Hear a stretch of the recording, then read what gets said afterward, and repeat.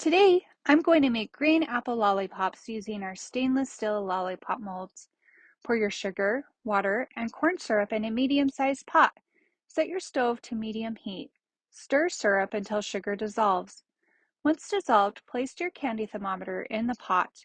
You will bring the syrup to a hard crack stage, which is 300 degrees Fahrenheit.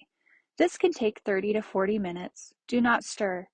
While you wait for the syrup to reach temperature, prep your lollipop molds and line them up on a cookie sheet lined with parchment paper.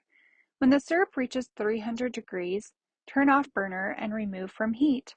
Pour in LorAnn's flavoring oil and food coloring. Make sure to turn your head to avoid the rising steam.